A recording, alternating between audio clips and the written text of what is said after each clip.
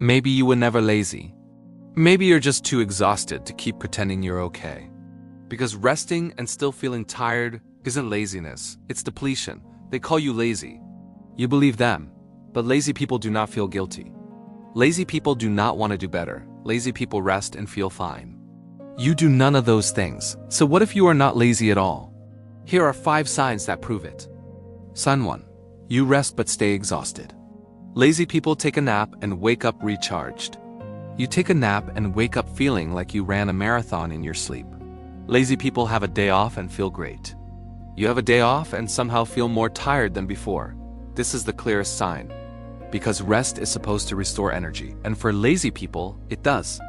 But for you, rest does nothing. You sleep 8 hours and wake up depleted. You lie on the couch all weekend and Monday still feels impossible. That is not laziness. That is depletion. And depletion does not go away with rest. It goes away with recovery.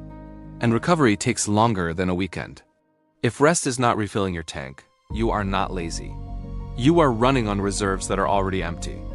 Sign 2. You want to do things but cannot start. This is where people get it wrong. They see you not doing something and assume you do not want to. But you do want to, desperately. You want to reply to that text. You have thought about it 17 times. You know exactly what you want to say. But every time you pick up your phone, something stops you. You want to start that project. You have planned it in your head. You know the first step. But when it is time to actually do it, you freeze. This is not laziness. Lazy people do not care about the thing. You care so much it paralyzes you. This is executive dysfunction. It is the gap between intention and action. And it has nothing to do with motivation. Motivation is there. Initiation is broken. Your brain knows what to do. It just cannot send the signal to start. Like a car with a full tank but a dead starter. And people see that and call it lazy. But it is not. It is your brain struggling to convert thought into movement. If you spend more time thinking about doing the thing than actually doing it, you are not lazy. You are stuck. And stuck is not the same as unwilling. Sign 3. You feel guilty the entire time. Lazy people lie on the couch and enjoy it. You lie on the couch and feel terrible about it. Lazy people do nothing and feel fine. You do nothing and the guilt eats you alive. Every minute you are not being productive, you are thinking about all the things you should be doing. Every moment of rest comes with a side of shame. This is critical. Because guilt is proof of effort. If you did not care, you would not feel guilty. If you were actually lazy, you would be enjoying this. But you are not enjoying this. You are suffering through it. Which means this is not a choice. This is a consequence. Lazy people do not battle internal guilt. They are content with their choices. You are at war with yourself. And that war is exhausting, which makes everything harder. If doing nothing makes you feel terrible, you are not lazy. You are overwhelmed. And your body shut you down before you could finish breaking. Sign 4. The more you care, the harder it gets. This one breaks people because it makes no sense. Logic says if you care about something, it should be easier to do. But for you, it is the opposite. The things that matter most are the things you avoid most. You can scroll through your phone for an hour, but responding to an important email feels impossible. You can watch an entire series. But working on the project you actually care about makes you want to disappear. Why? Because caring adds weight. When something matters, the pressure to do it right becomes crushing. And pressure creates paralysis. Your brain says this is important.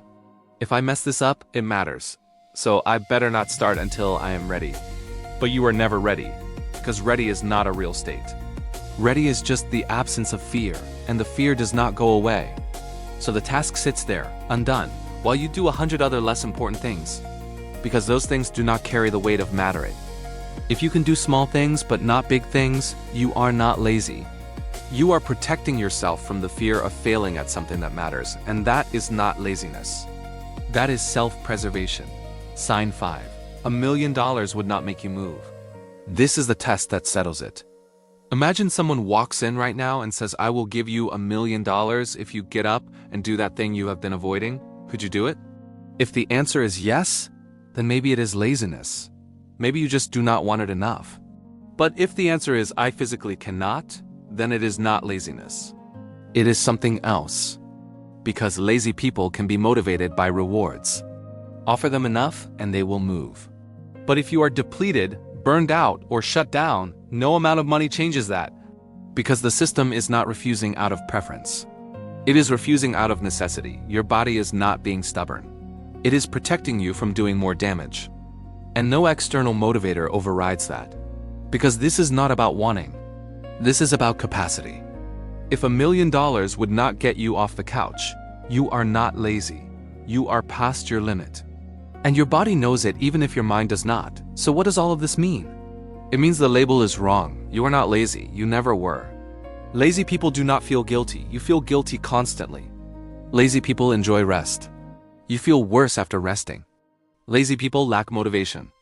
You have motivation but no initiation. Lazy people avoid things they do not care about. You avoid things you care about most. Lazy people can be bribed into action. You cannot move even when the reward is massive. None of that is laziness. All of that is depletion, burnout, shutdown, executive dysfunction. And the difference matters. Because if you keep calling it laziness, you will keep trying to fix it with motivation. And motivation does not work here. What works is recognizing that your system is empty.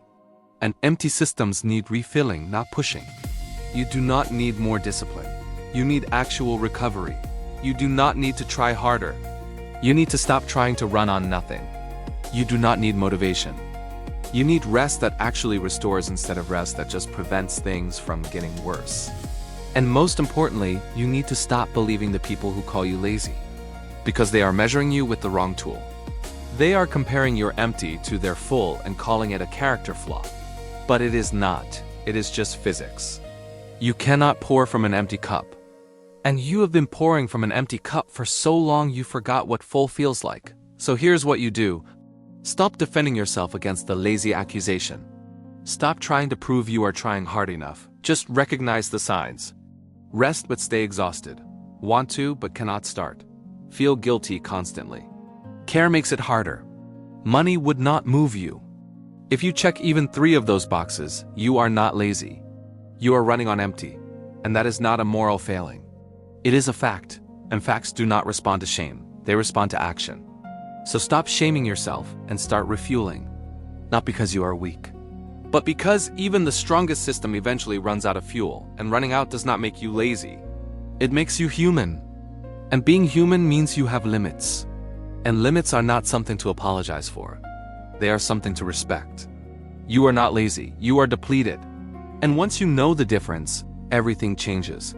Not because the depletion disappears, but because you finally stop fighting yourself long enough to actually recover. And recovery is how you get from empty back to functional. Not discipline, not motivation, not trying harder. Recovery, that is the answer. And it always was.